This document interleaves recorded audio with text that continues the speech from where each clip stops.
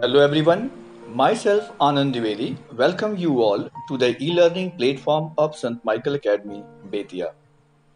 Dear students, today we are going to study the geography of class 10, chapter 6, manufacturing industries. The next topic is sugar industry. India stands second as world producer of sugar but occupies the first place in the production of गुड़ and खांडसारी. भारत का जो स्थान है sugar के production में वो second है, यानी पूरी दुनिया में भारत शुगर के प्रोडक्शन में सेकंड पोजीशन पे है, लेकिन गुड़ और खांडसारी के प्रोडक्शन में भारत का स्थान पहला आता है. The raw material used in this industry is bulky and its haulage, its sucrose content reduces. जो रॉ मटेरियल्स हैं इसके वो काफ़ी बल्कि होते हैं, हेवी होते हैं, और इसमें जो सुक्रोज होता है यह कंटेंट अपने आप रिड्यूस होने लगता है. The mills are located in Uttar Pradesh, Bihar, Maharashtra, Karnataka, Tamil Nadu, Andhra Pradesh, Gujarat, Punjab, Haryana and Madhya Pradesh. ये वो स्टेट हैं जहां पर शुगर इंडस्ट्री लगाए गए हैं. 60% mills are in Uttar Pradesh and Bihar. Sugar mills सबसे ज़्यादा उत्तर प्रदेश और बिहार में लगाए गए हैं. 60% इंडस्ट्रीज जो है, मिल्स जो हैं, वो केवल इन दो राज्यों में हैं. ये कौन से राज्य हैं? So they are Uttar Pradesh and Bihar. This industry is seasonal in nature, so it is ideally suited to the cooperative sector. Can we explain why is so? यह इंडस्ट्री सीजनल नेचर का होता है, यानी साल के कुछ ही महीनों में यहाँ प्रोडक्शन होते हैं और बाकी समय प्रायः ये मिल बंद होता है, इसलिए कोऑपरेटिव सेक्टर के लिए यह काफ़ी सुटेबल माना जाता है.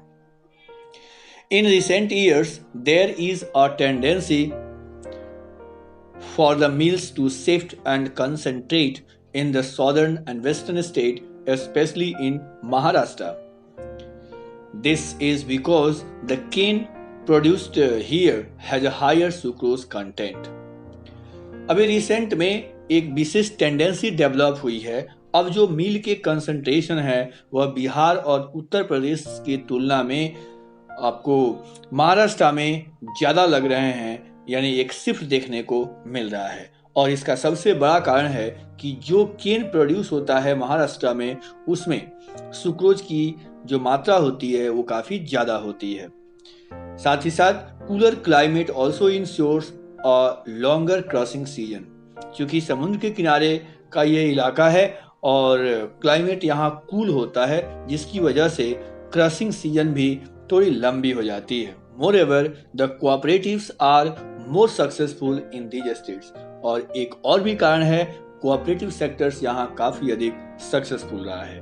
तो ये कारण है जिसकी वजह से मिलों का कंसंट्रेशन महाराष्ट्र में बहुत तेजी से बढ़ रहा है. Major challenges include the seasonal nature of industries, old and inefficient method of production, transport delay in the reaching cane to factories, and the need to maximize the use of baggage. अगर हम sugar industries के challenges की बात करें, उनकी कठिनाइयों की, उनकी समस्याओं की बात करें, तो सबसे बड़ी समस्या है इनका सीजनल नेचर, यानी वर्ष में कुछ ही महीनों तक यह इंडस्ट्री चलता है, बाकी समय बंद रहता है, जिसकी वजह से अनावश्यक खर्च बढ़ते हैं और प्रोडक्शन का एवरेज कम होता है. ओल्ड एंड इनएफिशिएंट मेथड, जो प्रोडक्शन के मेथड्स हैं वो ओल्ड हो चुके हैं और ये इनएफिशिएंट हैं, दक्ष नहीं हैं. ट्रांसपोर्ट का डिले भी एक बहुत बड़ी समस्या होती है, क्योंकि जब गन्ना यानी केन फैक्ट्रीज में लेट से पहुंचते हैं तो वो सूख जाते हैं, जिससे सुक्रोज की मात्रा कम हो जाती है और कम चीनी ही गन्ना से निकल पाता है. इसलिए अब आवश्यकता है कि इसे अपग्रेड किया जाए, ट्रांसपोर्ट को बेहतर किया जाए. साथ ही साथ जो इसके बैगेज होते हैं, जो बाई प्रोडक्ट्स होते हैं, उनके यूज वर्तमान समय में बहुत कम होता है, तो इसके यूज को, इसके बैगेज के यूज को मैक्सिमाइज यानी अधिक से अधिक करने की आवश्यकता है। Mineral based industries, industries that use minerals and metals as raw materials are called mineral based industries। ऐसे इंडस्ट्रीज जो रॉ मटेरियल्स के रूप में मिनरल्स या मेटल का इस्तेमाल करते हैं उन्हें मिनरल बेस्ड इंडस्ट्रीज कहा जाता है। Can you name some industries that would fall in this category? क्या आपको कुछ ऐसे नाम याद आ रहे हैं जो मिनरल इंडस्ट्री में रखे जाएंगे? तो of course iron and steel industries को आप रख सकते हैं, कॉपर इंडस्ट्रीज को रख सकते हैं, ऐसे बहुत सारे एग्जाम्पल आपको मिलेंगे। The first major mineral based industry is iron and steel industry, which we are going to study now. The iron and steel industry is the basic industry since all the other industries, heavy, medium or light, depend on it for their machinery. Iron and steel industries एक basic industry है क्योंकि इस industries के जो products हैं इसका इस्तेमाल दूसरे इंडस्ट्रीज में मशीनरी बनाने के लिए इस्तेमाल होता है, चाहे वो इंडस्ट्री मीडियम हो, लाइट हो या हेवी हो। Steel is needed to manufacture a variety of engineering goods, construction materials, defence, medical, telephonic, scientific equipments and variety of consumer goods.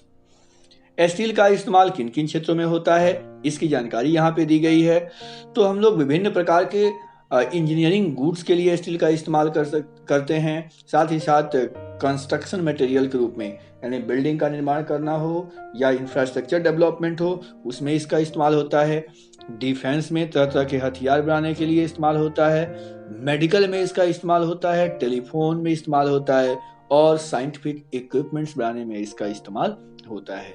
तो इस तरह से आयरन एंड स्टील हमारे लिए बहुत उपयोगी है। Let us come to understand the process of formation of steel. Now, production and consumption of steel is often regarded as the index of country's development. किसी देश के डेवलपमेंट के इंडेक्स के रूप में आयरन एंड स्टील के production और consumption को भी यूज किया जाता है, यानी जिस देश में जितना ज्यादा स्टील का प्रोडक्शन होता है और कंजम्पशन होता है वह देश उतना ही ज्यादा डेवलप माना जाता है। Iron and steel is a heavy industry because all the raw materials as well as the finished goods are heavy and bulky, entailing heavy transportation cost. Iron ore, coking coal and limestone are required in the ratio of approximately 4:2:1. Steel के जो raw materials हैं और जो इसके products हैं दोनों ही काफ़ी heavy होते हैं और बल्कि होते हैं, इसलिए ट्रांसपोर्टेशन कॉस्ट काफ़ी ज़्यादा आता है। आयरन के फॉर्मेशन में, आयरन को बनाने में जिन चीज़ों की आवश्यकता होती है वो है आयरन ओर, कोकिंग कोल और लाइमस्टोन। इन तीनों को 4:2:1 के रेशियो में मिलाया जाता है, यानी आयरन ओर अगर 4 क्विंटल है तो उसमें 2 क्विंटल आपको कोकिंग कोल की आवश्यकता होगी और फिर 1 क्विंटल आपको लाइमस्टोन की आवश्यकता पड़ेगी। Some quantities of manganese are also required to harden the steel. Steel को हार्ड करने के लिए कुछ मात्रा में हमें मैग्नीज की भी आवश्यकता होती है। Where should the steel plants be located ideally, यानी स्टील प्लांट्स कहाँ पे लगाए जाने चाहिए? Remember that the finished products also need an efficient transport network for their distribution to the markets and consumers। यहाँ पर याद दिलाया जा रहा है कि ये भी ध्यान रखें कि जो इसके प्रोडक्ट्स होते हैं वो काफ़ी हेवी और बल्कि होते हैं, ट्रांसपोर्टेशन कॉस्ट काफ़ी ज़्यादा आता है, इसलिए इस इंडस्ट्रीज को ऐसे जगह पे लगाए जाने चाहिए जहाँ पर ट्रांसपोर्ट फैसिलिटी काफ़ी बेहतर हो और मार्केट नज़दीक हो। In 2016, with 95.6 million tons of crude steel production, India ranked third among the world crude steel producers. World में क्रूड स्टील के प्रोडक्शन में भारत का जो रैंक है वो तीसरा है। भारत 2016 में 95.6 मिलियन टन क्रूड स्टील का प्रोडक्शन किया था। It is the largest producer of sponge iron. Iron की एक वैरायटी होती है स्पंज आयरन जो लो क्वालिटी की होती है, इसमें इंडिया लार्जेस्ट प्रोड्यूसर है। Consumption of steel in the country was only about 63 kg per annum against the world average of 2008 kg. तो भारत में पर हेड यानी एक व्यक्ति के द्वारा एक साल में 63 केजी आयरन का इस्तेमाल होता है, जबकि पूरे वर्ल्ड में इसका जो एवरेज है वो है 208 केजी। तो हम कह सकते हैं वर्ल्ड एवरेज से भारत में स्टील का कंजम्पशन काफ़ी कम होता है और ये हमारे देश के पिछड़ेपन का एक इंडेक्स भी है। This table shows the production in metric tons per annum. हर साल जो स्टील के प्रोडक्शन होते हैं उनके अमाउंट को यहाँ दर्शाया गया है। 2010-11 यानी 2010-11 में जो स्टील के प्रोडक्शन यहाँ देखने को मिले वो था 68.62 मीट्रिक टन्स। 11-12 में यह अमाउंट बढ़ करके 75.70 मीट्रिक टन्स हो गया। In 12-13 it became 81.68 and then 87.67, again 92.16 metric tons, and then 15-16 91 metric tons, and in 2016-17 101.3 metric tons। यानी हम कह सकते हैं कि लगातार भारत में स्टील के प्रोडक्शन में बढ़ोतरी देखने को मिल रहा है, जो एक अच्छा संकेत है। इसमें विकास होना चाहिए। Many steel plants are smaller, have electric furnaces, use steel scraps and sponge iron। Mini steel plants छोटे होते हैं और इसमें इलेक्ट्रिक फर्नांसेस का यानी बिजली से संचालित चूल्हे का इस्तेमाल होता है। स्टील स्क्रैप्स का यूज यहाँ होता है और स्पंज आयरन यूज किया जाता है। They have re rollers that use steel ingots as well. इसमें री रोलर्स यूज होते हैं जिसमें स्टील का यूज किया जाता है। They produce mild alloy steel of given specification. इनका जो प्रोडक्शन होता है वो माइल्ड और एलॉय स्टील का ये प्रोडक्शन करते हैं। यहाँ पर एक फ्लो चार्ट दिया गया है processing of manufacturing steel. Steel का प्रोडक्शन कैसे होता है? तो transport of raw materials to plant. इस प्रोसीजर में फर्स्ट ऑफ ऑल ट्रांसपोर्ट के द्वारा रॉ मटेरियल्स को साइट पे ले जाया जाता है। Then blast furnace, iron ore is smelted. यहाँ पर आयरन ओर को मेल्ट किया जाता है। Limestone is fluxing materials which is added. यहाँ पर लाइम स्टोन को इसमें यूज किया जाता है। स्लैंग इज रिमूव्ड, जो इसमें अनावश्यक सब्सटेंसेस होते हैं उन्हें रिमूव कर दिया जाता है, जिसको स्लैंग कहा गया है। Coke is burn to heat the ore, और यहाँ पर ओर को हीट करने के लिए एनर्जी के रूप में कोक का इस्तेमाल किया जाता है। फिर इसके बाद ये pig iron, molten materials poured into moulds called pigs. अब यहाँ जो पिघले हुए अवस्था में आयरन होगा इसको दूसरे कंटेनर में पोर किया जाता है, डाल दिया जाता है, और यहाँ पर जो आयरन हमें प्राप्त होता है उसको पिग्स कहा जाता है। ये pigs iron further steel making में इस्तेमाल होते हैं। Pig iron is further purified by melting and oxidising the impurities. तो एक बार फिर यहाँ आयरन को मेल्ट करते हैं और इसे ऑक्सीजन के द्वारा ऑक्सीडाइज करते हैं, इम्प्योरिटीज को रिमूव करते हैं। मैग्नीज, निकेल, क्रोमियम को इसमें ऐड किया जाता है। और लास्ट स्टेप है shaping metals, rolling, pressing, casting and forging. ये वो प्रक्रिया है जिसके तहत डिजायर्ड शेप दिया जाता है स्टील को। तो इस तरह से प्रोसेस होते हैं स्टील के मैन्युफैक्चरिंग की। यहाँ पर भारत का मैप दिया गया है, India iron and steel plants. Iron steel plants India में कहाँ कहाँ लगे हुए हैं? साउथ इंडिया में आप यहाँ देख सकते हैं सालेम, भद्रावती, विजयनगर। जैसे जैसे हम ऊपर की ओर बढ़े विशाखापट्टनम, भिलाई, यहाँ पर राउरकेला, जमशेदपुर, बोकारो, बर्नपुर, दुर्गापुर, ये वो क्षेत्र हैं जहाँ पर इस तरह के इंडस्ट्रीज लगाए गए हैं। मिनी स्टील प्लांट के बारे में हमने वहाँ समझा था। अब समझते हैं इंटीग्रेटेड स्टील प्लांट क्या होता है। तो an integrated steel plant is large, handles everything in one complex from putting together raw materials to steel making, rolling and shaping। एक इंटीग्रेटेड स्टील प्लांट बहुत बड़ा होता है और ये प्रोसेसिंग के हर एक पार्ट को कवर करता है, रॉ मटेरियल्स एकत्र करने से लेकर के और उसकी फाइनल मेकिंग तक, शेपिंग तक सारी प्रक्रियाएं एक ही इंडस्ट्री में यानी इंटीग्रेटेड स्टील प्लांट में ही होता है। Most of the public sector undertakings market their steel through Steel Authority of India. भारत में जितने पब्लिक सेक्टर अंडरटेकिंग्स हैं उनमें से अधिकांश अपने स्टील को steel Authority of India limited के नाम से यानी सेल के नाम से उसे बेचते हैं।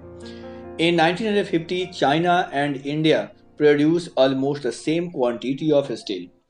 1950s में चाइना और इंडिया दोनों ने लगभग एक ही समान मात्रा में स्टील का प्रोडक्शन किया करते थे, लेकिन आज China is largest producer of steel.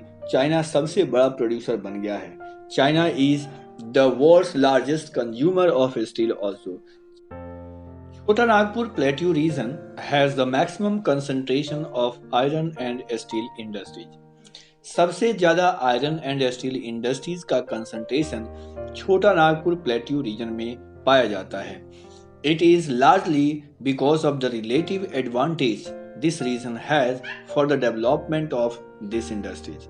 और इस इंडस्ट्रीज को यहाँ कंसंट्रेट होने का जो कारण है वो सभी लाभ, वो सुविधाएं जो इस एरिया में पाया जाता है, जो इस इंडस्ट्रीज के डेवलपमेंट के लिए जरूरी है।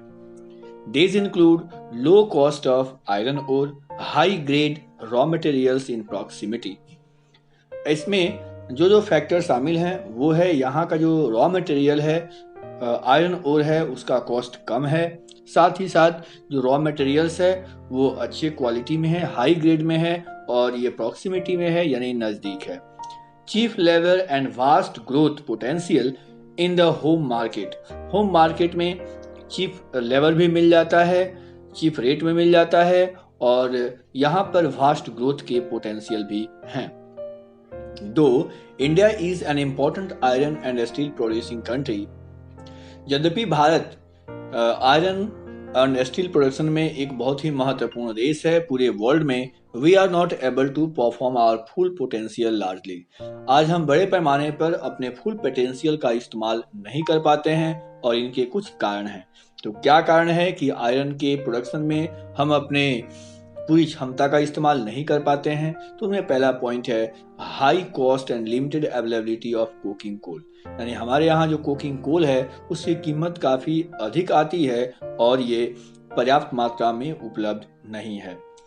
The second cause is lower productivity of labour. यानी यहाँ के जो लेबर हैं उनकी प्रोडक्टिविटी लो है, इनका स्किल बहुत बेहतर नहीं है। The third one C is irregular supply of energy.